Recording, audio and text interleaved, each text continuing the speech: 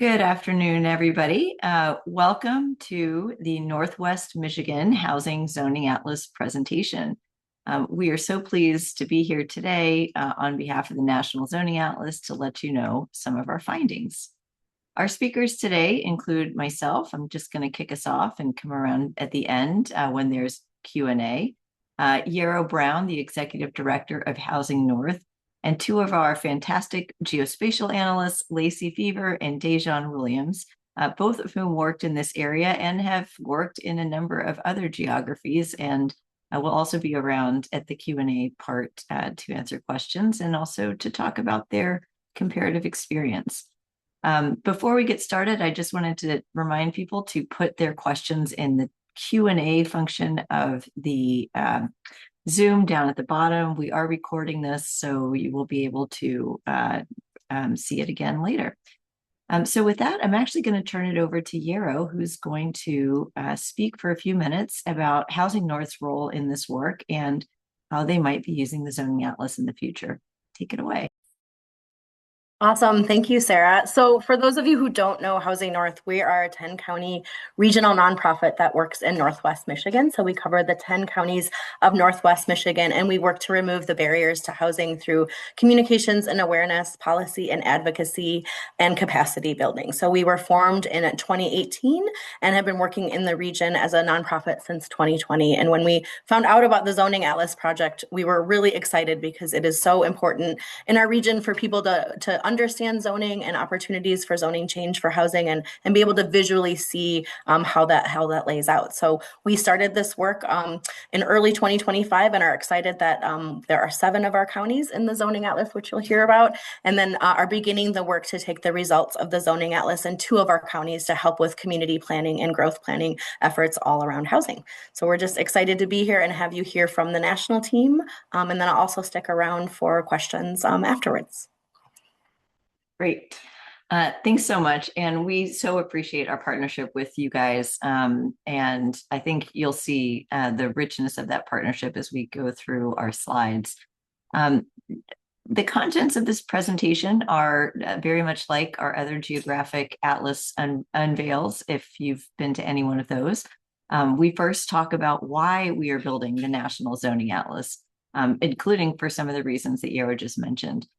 We talk about how it's made. We give you a brief demo about using the National Zoning Atlas. And then for this presentation, we're going to focus on 7 counties in Northwest Michigan. They're listed below, and we'll be focusing on stats specific to each of these counties in just a few slides. And then finally, I'll come back in to talk about the National Zoning Atlas in action. So I guess we always like to start with why we are building this zoning atlas in the first place. And in a nutshell, first, we want to talk about what the project is. It is an online interactive map documenting information about zoning. Next slide, please. So the NZA, again, is an interactive map documenting information about zoning. Next slide. We have come to understand that zoning has huge impacts on a variety of aspects of the ways we live. One of the biggest ways that zoning impacts us is through affordable housing and the availability of housing. Now, that's the focus of our conversation today. It's on the ways that zoning permits housing. Here you see some of our partners, the Frontier Institute out in Montana, some of our very earliest partners helping us build the Zoning Atlas, writing an op-ed in the Washington Post using Zoning Atlas data from Montana and talking about how the not in my backyard, not NIMBYism is choking off affordable housing, even in a place where you might not think that zoning has any role to play. Next image, we also see how zoning has an impact on our ability to respond to climate change. With the Regional Plan Association, we used our data from the New York City region to build a greater understanding of where sea level rise was affecting our housing stock as it stands now, and also our housing stock as we are zoned to build it in years to come. And we found a disconnect between zoning and housing and sea level rise. Basically, we are zoning in areas that are in harm's way. Next image. We also know that for young people, it's really hard to find housing and job opportunities. This image is from the New Hampshire Union Leader, where a young person talked about her difficulty in finding a starter home and pointed to information that we collected through our partners in New Hampshire to point out that there's just not that many places in New Hampshire where somebody can buy a small lot single family home. Again, zoning here is a culprit. Next image. And we know that zoning is hugely important in transportation. In Massachusetts, we're working with local groups to document the impact of a new law on zoning in Massachusetts, including 177 zoning jurisdictions that have to rezone around their transit stations to enable more housing, which would then in turn unlock more accessible housing that can get people to and from their jobs, get them out of their cars, and also potentially be more affordable. And then finally, housing and parking mandates are something that are included in zoning, and you'll hear about that from our analyst team. Those parking mandates can make housing more expensive and can lead to I would say house development that is car oriented and at odds with our push to have more compact and developable walk friendly communities. So with that in mind, we'll turn to just the basics of the zoning atlas, which is that we're logging key information about housing rules, including process requirements, including lot size mandates, including parking mandates, including accessory dwelling units and whether and where they're permitted, and much more. This map shows the image of the zoning atlas when you first open it, and it tells us where we have actually worked. The areas in purple are areas that we have found do have zoning. The areas in gray are those areas that we've determined do not have zoning. And then those areas in white are areas where we just haven't worked yet. So you can see we have lots of coverage in New England, certainly in the Southwest. We're almost fully built out in the Southwest, other than some jurisdictions in Texas that we still have to do. We've built everywhere in New England other than Maine. We've just finished up both Virginia and North Carolina, as well as the Atlanta metro area. So we're pretty excited about that. And as you can see, when you look at Michigan, we're moving forward in many communities across the state. 15 states total, by the way. Across the country, we've published more than 8,900 jurisdictions onto the map. That covers 54% of the US population and 55% of the land area. And from a zoning code standpoint, we measure our map in terms of zoning districts. That's as Dejan is about to explain, that's actually how we log information about zoning. And we've published nearly over 98,000 zoning districts in the map. And we've read over 1 million pages of zoning codes. So that's a lot of zoning codes. And I think that gives you at least a brief taste about the scale and scope of our project. With that, I'm going to turn it over to Dejan Williams, again, one of our star geospatial analysts, who's going to talk about how the map is made at a very high level. And of course, if you have methodological questions, please put them in the chat and we can answer them in the Q&A. Take it away, Dejan. Yeah. Thanks, Sarah. Hi, everyone. My name is Dejan Williams, and I am a geospatial analyst at the NZA. In addition to my work in Northwest Michigan, I've also done geospatial analysis in many other states, including California, North Carolina, Georgia, Alaska, and Arizona. And today I'll be walking you through how the atlas is built using zoning and geospatial analysis. We start our zoning analysis by identifying jurisdictions. These are the cities, towns, counties, villages, and other places with zoning authority. Within the 7-county Northwest Michigan area, we found 122 individual jurisdictions that have the right to exercise zoning. The image that you see on the right shows a small sample of them from Grand Traverse County. In the right-hand column, you can see the number of zoning districts for each jurisdiction. There's a pretty wide range in this part of Michigan, from 4 in Fife Lake to 17 in Garfield Township. We generally find that the more zoning districts there are in a town, the more complicated its zoning. Once we've identified all the jurisdictions with zoning, the next step is to analyze their zoning districts. You can see a screenshot showing several of the 26 total zoning districts in Traverse City. On the left, you can see their names, and in the middle column called type, we've classified them either as primarily residential, mixed with residential, or non-residential. The column on the right tells us whether the district is a base district or an overlay district. Most of Traverse City's districts are base districts, meaning that they form the base or the foundational zoning on the map. But also on the list, you'll notice a few overlay districts. Overlays are a unique type of district because they overlay or stack on top of one or more base districts to add extra regulations. Sometimes the rules are more strict and sometimes they're more flexible, depends on the purpose of the overlay. Once we confirm that a jurisdiction has zoning, we collect the two key components of a complete zoning code, the zoning text and the zoning map. Both are essential. The text tells us what's allowed. It has all of the definitions, uses, and developmental standards for each district, while the map shows us where those rules apply and how much land is allocated to each district. Here you can see the text and map used for our analysis of Traverse City. The map on the right is difficult to read because it uses too many similar shades of color. You can see that with the residential and commercial districts, for example, making it hard to distinguish individual zoning categories. It also includes a large number of zoning classifications, resulting in a dense and complex legend that requires frequent cross-referencing. As we'll discuss shortly, these issues reflect some of the broader challenges we faced when interpreting zoning maps in Michigan. After collecting the map and code, NZA team members complete 2 work streams per jurisdiction: text analysis and geospatial analysis. The text analyst reviews the zoning ordinance and systematically logs key data points for each district using the NZA standardized methodology. The geospatial analyst works with the zoning map, and depending on its format, they may either digitize a static PDF map or standardize existing GIS data. The results are then integrated into the NZA, producing the final data set you can see in the atlas. Lacey is here to talk about that part.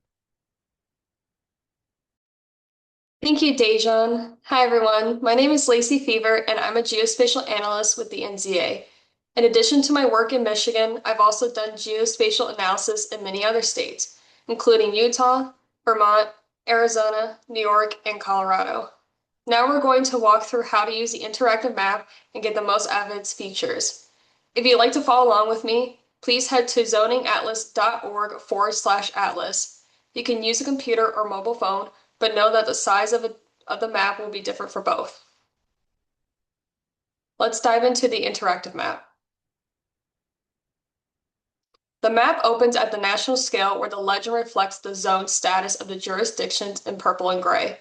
As Sarah said, the areas shown in white are yet to be analyzed and integrated into the NZA. If you have the tribal land and protected land layers on, you will also see these green and green-brown layers. These are most visible in the western states. In the Legend and Layers Options box in the upper left corner, you have a few options to toggle on and off additional layers and features. You can also change the base map here. Now we'll use the Zoom and Filter box to explore our chosen geography. We selected Michigan in the state dropdown and the map zoomed to that state. We have the option to be even more specific with our geography selection. We selected Traverse City, Michigan in the metro micropolitan area dropdown. As Dejan will explain, we used the metropolitan area boundaries as defined by the census. Then we selected Grand Traverse County in the county dropdown, and lastly, Traverse City in the jurisdiction dropdown. The map zoomed to Traverse City and outlined the jurisdiction in black. Please note that you can only select one jurisdiction at a time. At this scale, notice that the legend updates to show zoning district type. Light purple areas indicate primarily residential districts, meaning these districts are primarily zoned for residential uses. Dark purple areas indicate mixed with residential districts, meaning these districts allow a mix of residential and non-residential uses. Tan areas indicate non-residential districts, meaning residential as a primary use is prohibited. These are typically zones allowing industrial uses or other non-residential uses like airports or open spaces. Now let's apply filters to the map. The Show Me Where People Can Build box has options for quick filtering, like to show where missing middle housing or apartments are allowed. We toggled on the single family homes filter and you can see the map lost some color. Areas remain color in when their criteria satisfies the selected filters. In other words, this means that you can build a single family home anywhere in the map that is light or dark purple. In the lower right corner, the filtering results box calculates the zone acres and number of districts that satisfy the filtering criteria. According to these results, 58% of zone acres in Traverse City allow single-family housing by right. Note that the filter results only show calculations for a single selected jurisdiction. Using the Show Me Where People Can Build box, we can toggle the Apartments tab to view where 4 or more family housing is allowed by right. The filter results box shows that 28% of Traverse City zoned acres allow for this type of housing. Now let's look at the Advanced Filters box. You should use it for selecting more specific filtering criteria, like whether 1, 2, 3, or 4 more unit housing is also subject to a public hearing, minimum parking requirements, or height caps, among other options. We've selected criteria where 1 family housing is allowed of a right and has a maximum lot requirement of 2,000 square footage. According to the filtering results, 14% of zoned acres in Traverse City satisfies this criteria. I'll pass it back to Dejan now. All right, so now that we've seen the map, let's take a look at how the Northwest Michigan region zones. In the case of Northwest Michigan, there are 7 counties that constitute the region of our analysis: Antrim, Benzie, Charlevoix, Emmett, Grand Traverse, Kalkaska, and Leelanau. Just to note that 9 out of the 122 jurisdictions do not have zoning within the 7-county region. Across all 122 jurisdictions in the Northwest Michigan region, we analyzed over 23,000 pages of zoning code. And for each of the 1,582 total zoning districts across the region, we logged around 200 distinct data points. Of all the land within the 7-county region, 62% of it is subject to zoning regulations.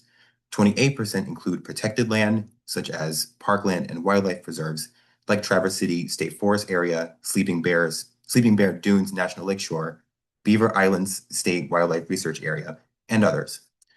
The rest is unzoned land, which includes rights-of-ways like roads and the 9 jurisdictions that do not exercise zoning. This figure shows how that 62% of land that is zoned is actually used. 90% allows for some form of residential development. And remember, that means any district that's either primarily residential or mixed with residential, which are the light and dark purple bars on the graph. So only about 3% of zoned land doesn't allow residential development. These areas are typically reserved for commercial, industrial, or conservation uses. It's also worth noting that only 7% of land is designated for mixed uses, shown in the darker purple, which is noticeably lower than what we see in many other regions. This likely reflects a local reliance on more traditional residential and non-residential zoning categories, rather than broader mixed use.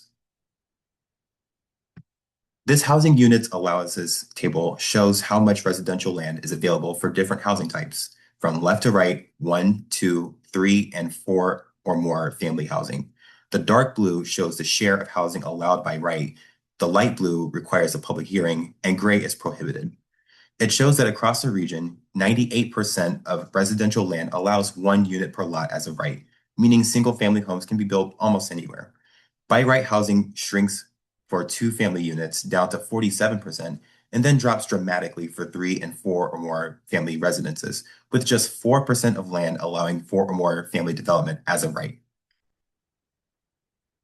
As a general rule, most residentially zoned land allows single-family homes to be built by right. However, multifamily allowances can vary greatly even among neighboring counties. This graph shows Emmett and Kalkaska counties have a higher percentage of residential zone land that allows 2-family development by right. As we shift our focus to county level data, we can see how 4+ family developments in the 7-county region of the Northwest Michigan area number so low. Remember that just 4% of land allows 4 or more family development by right for the whole region. In Emmett County, about 22% of residentially zoned land allows 4+ family development by right, whereas in Benzie, Charlevoix, and Kalkaska counties, this percentage is less than 5%. Now let's dig into minimum lot sizes. This chart breaks down the share of land allowing single-family homes by the required size of their lots. Darker shades of green represent larger minimum lot sizes, and lighter shades represent smaller ones. There's quite a bit of variation in the region's minimum lot sizes. The largest share of the donut tells us that 52% of land allowing single-family development requires a lot greater than 80,000 square feet. That's around 2 acres. Another large share of the donut is that 23% of single-family zoning requires at least an acre or so. When you combine these two classes together, this means that 75% of the region's single-family land requires 1 acre or more. Additionally, a large percentage of the land, 12% in fact, is subject to variable lot size requirements, as you can see by the hatch pattern on the chart. Broken down by county, you can see that this chart shows how restrictive each county lot size requirements are. Emmett County has the highest proportion of land allowing single-family housing that requires a lot size of 80,000 square feet or more, shown in dark green, at 67%. We have even found districts in Emmett County and Charlevoix County which have minimum lot sizes for single-family houses as high as 40 acres. Benzie County's is less restrictive overall. 12% of its land allowing single-family housing has no minimum lot size, and you can see that from the white bars on the left side of the symbology, but it is still fairly restrictive overall, in that it requires about 2 acres for 54% of its single-family housing allowing land. Next up is a housing type that has become quite popular across the country, accessory dwelling units, or ADUs, sometimes called granny flats or in-law suites. These are smaller secondary homes on the same lot as a single-family home. ADU regulations vary across the region, and this chart shows these differences in shades of orange, with the darker shades representing more permissive policies. They range from allowing ADUs as of right, which we see for 20% of single-family zone land, to subjecting them to occupancy restrictions and public hearings, which again is true for 20% of single-family zone land. And Greg represents the 50% of single-family zone land that prohibits ADUs entirely. 10% of land allows ADUs, but subjects them to certain occupancy restrictions. These restrictions can include requiring the owner to live on the property, prohibiting ADU rentals, or limiting who can occupy the unit, such as only relatives, employees, or elderly tenants. Again, ADUs being permitted that neither require occupancy restrictions nor a public hearing only comes in at 20%. Broken down by county again, you can see that Emmett County has the most permissive regulations, with ADUs permitted with no occupancy restrictions at 82%.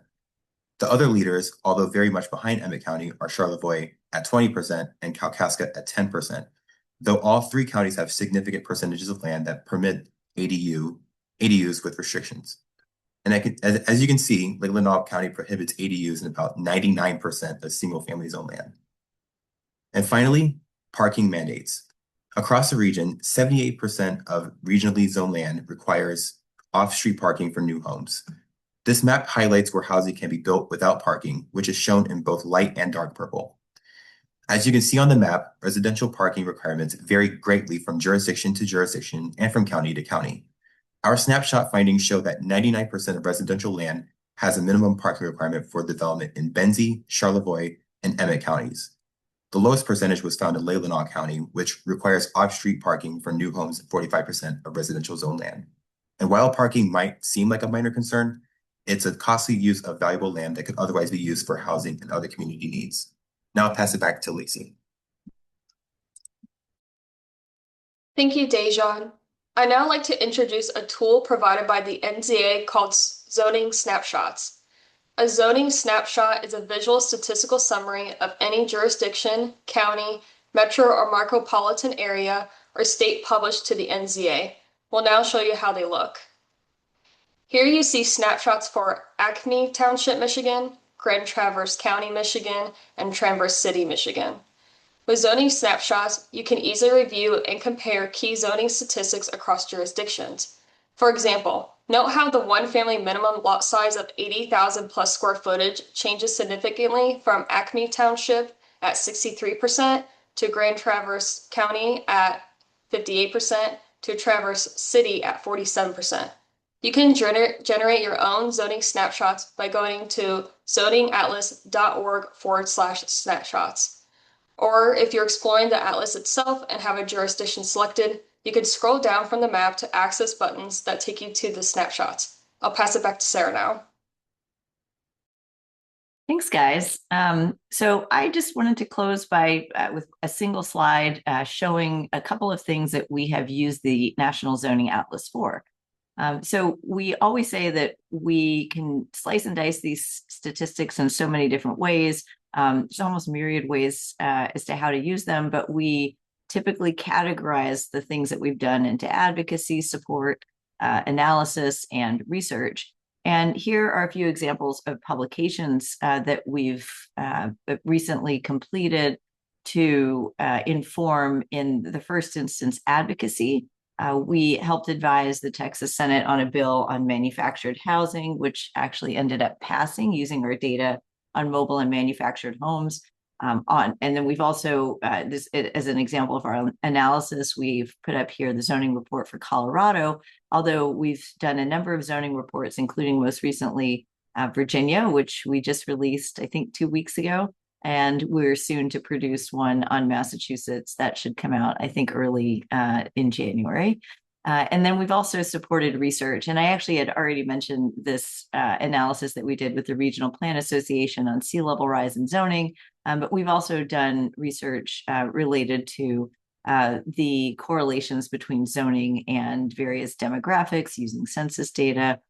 We are working right now on a way to measure housing production through the basically the zoning capacity, what zoning would enable us to produce in any geographic area based on the text and the maps that we're analyzing, and a lot more. So I'll point folks to, and I'll drop it in the chat, our resources page.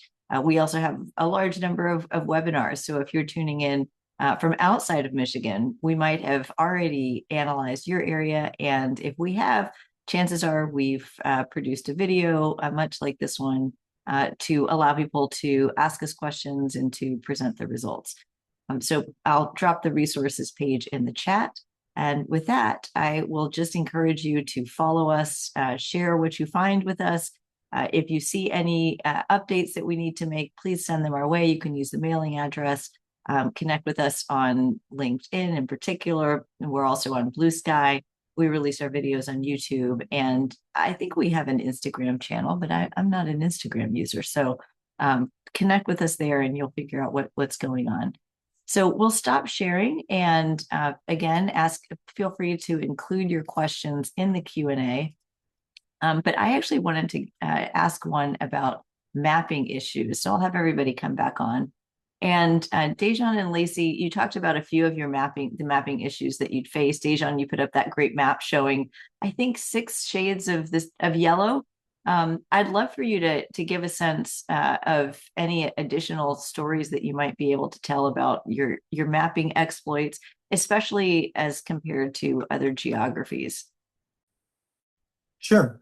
So when working in Grand Traverse County, we received a file of shapefiles that contained some zoning information.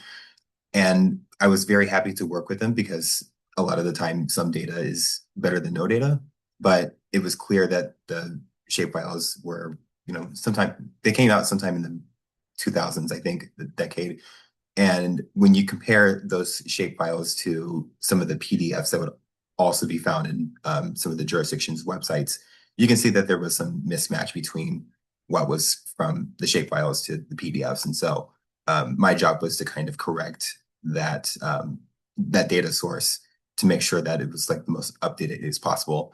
But I would say that the quality from the PDFs also range quite a bit from one jurisdiction to another in terms of the clarity and the symbology used for zoning maps in certain jurisdictions.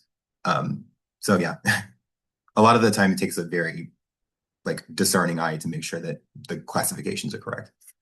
Yeah, and we rely heavily on those official zoning maps. So when there's a disconnect between maybe a map that somebody digitized along the way and then the official map changed and then the GIS wasn't updated, we do run into these issues. Although I think, as you point out, it was great to have at least an initial round of data I think from my perspective, from what I've been hearing from our many team members that have worked in Michigan, it is a little bit more organized and accessible than some places, which is a good thing. Makes us our lives much easier. Lacey, I'm going to ask you actually a follow-up question on mapping that we get, which is why don't we include protected lands in zoned lands? What do we cover in protected lands? And why do we not include that when we're calculating zoned land? Thank you, Sarah. That's a good question. I just had it and I lost it. So protected areas like states, parks, and conservative lands and natural preserves are available for development and usually aren't governed by local zoning. So including them would make it seem like jurisdictions have more regulated land than they actually do, which would skew the results overall. Yeah, so we basically take out. So there was that little filter that you saw in the maps, if you were that we pointed out when showcasing the map demo, and that little filter at the bottom that calculates zone land does take that out because, as you said, it's state land, federal land, land that typically local jurisdiction won't have authority over, and is pretty unlikely to have a significant amount of development anyway. We've certainly seen areas with more protected lands than we see here. Of course, we've worked in places like Nevada, where a lot of the state is considered protected lands.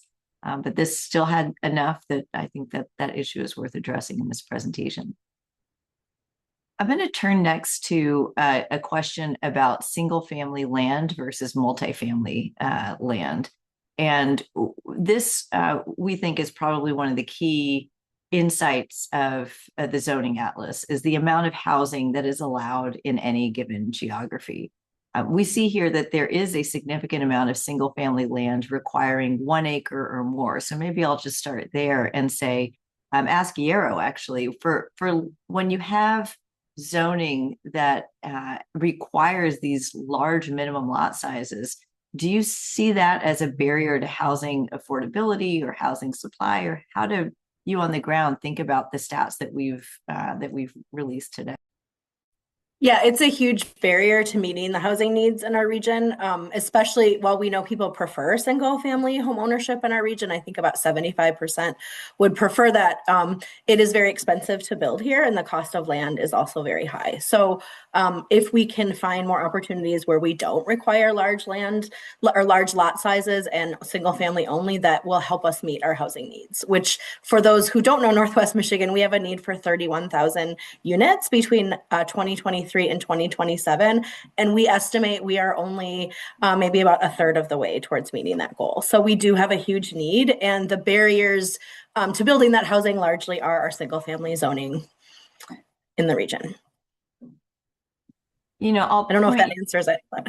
Yeah, that's I think that, you know, we are definitely seeing that in other communities across the country. And I will point folks to a toggle on our map that we didn't highlight in today's presentation that might be relevant, which is show me where people can build single family homes on small lots. And then I think that might help, again, with the visual that we were talking about being one of the big takeaways from our atlas, just visually see where can you build on small lots. And it's not enough land. There's not as much land as we might want to see, especially if you have to produce 31,000 housing units across the region.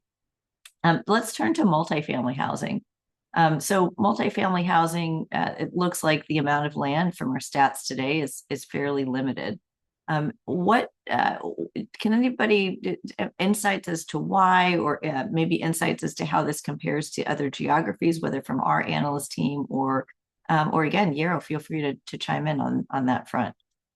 But there's a huge gap between the single family zoning and the multifamily zoning in this region. I can just speak to, I guess, what we know in here. I mean, people are not as embracing of density in Northwest Michigan. It is very rural. And I think when you talk about anything more than 2 units, it can get kind of uncomfortable. And I think showing different housing types and opportunities that would include a 3 or 4 unit that people aren't imagining an apartment complex is helpful. And I think we talk a lot about gentle density and infill and the importance of allowing that. It doesn't mean that people are going to necessarily come in and build that, but making sure that's an opportunity for people, especially to lower the cost. And we know that by building more than 1 unit, especially at scale, can help, reduce that cost. And right now, people in our region are very cost burdened and, can't get into most of the housing that's available, especially single family homes. Yeah, I mean, the stats that are 98% of these counties allow single family by right, 4% allow 4 or more family. But I think one of the most interesting stats is the 2-family stat that our team presented today, which is that 47% of land of residential land allows for 2-family housing. Is that an opportunity? Is that maybe an aha moment? Oh, wow, almost half the residential land allows this. And, is that maybe an area where it's not super dense, it's just 2-family, but where you might dig a little bit further into things like lot sizes and setbacks and other barriers that might make that type of housing more likely to be built, given that it is somewhat permissively permitted? Yeah, I certainly agree with that. And I also think just anywhere, like, for example, we talk a lot about aging in place. And so I think the work we've done at Housing North and throughout the region has helped to maybe create some of those changes. I noticed it in Emmett County significantly. I think having a county planning department has really helped there. But yeah, just encouraging 2 units at a minimum has sort of been our platform. Allow that ADU or allow a duplex, because that is kind of the low hanging fruit and it's sort of the easy win. And I will say that a lot of our communities have stepped up and allowed accessory dwelling units or considered that duplex by right, just because they understand it's so important. I just saw an article that came out maybe yesterday in the West Michigan Cranes Business Journal about how yet another jurisdiction out there where our partner has done a little bit of work in the Grand Rapids area has allowed for accessory dwelling units. So you are seeing this reform slowly happening. And if so, does that mean we're going to have to update the zoning map soon? Yes, and I would say yes. And that's another reason I just wanted to mention that, we haven't done the 2 other counties, Wexford and Missaukee in our region, is because they are updating their zoning in the city of Cadillac. And so we've been encouraged to wait until some of those changes are done. And so for those on the call from Northwest Michigan, soon you'll see Manistee in there. And then hopefully in 2026, we'll be able to get funding and do the other 2. But yes, we are already seeing zoning changes happen. And I didn't want to wait to have them all complete. They're going to continue to happen, but that is the work we're doing. And so the hope is at least every other year, we will get in touch with the National Zoning Atlas and update it, or as we can, get you updated data. But that, for me, I think is the work of Housing North and our relationship building with our Housing Ready program and getting to know the people on the ground. And when those zoning changes happen, we can be alerted to it. But we will be constantly, I guess, supporting the need to update zoning to provide more housing opportunities. So hopefully you'll see those changes reflected. I mean, it's incredible what you've been able to build since 2020. I didn't realize that was when you really started work. Building those relationships, I think, is really key. And the cascading effect. Oh, they legalize ADUs, then the next jurisdiction legalize ADUs. That's something that we've also seen in other geographies. The peer pressure, I guess, effect. Actually, Dejan and Lacey, do you guys have an update on Manistee County?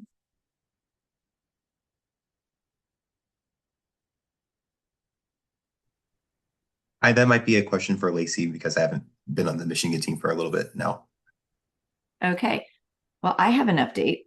If Lacey hasn't gotten the stats up yet, but which is, I think that Manistee County is largely published and we're just doing quality controls and checks. So if you are here from Manistee County, we didn't make it in time for the presentation, but it is up on the Zoning Atlas, at least in preliminary form. Give us another week or 2 to just run through everything again. And again, welcome to the Zoning Atlas, Manistee County. I'm not seeing any more questions in the Q&A, but I think we've covered a lot of ground and we only have a minute or two left anyway. So I think with that, I'm going to invite people once again to visit us online at zoningatlas.org. There's our URL right there. To thank Housing North again for a great partnership, and to say we're ready to keep building out the part of the state and keeping it updated, which is actually, I think, one of the most exciting parts for us is to see the maps getting updated, because we will be able to measure changes over time. And that, I think, is really, really great. So with that, I'll sign off and thank everybody for attending. And again, this will be up on our Michigan landing page at zoningatlas.org very soon. Thanks, Dejan. Thanks, Lacey. Thanks, Yarrow. Bye-bye, everyone. Thank you.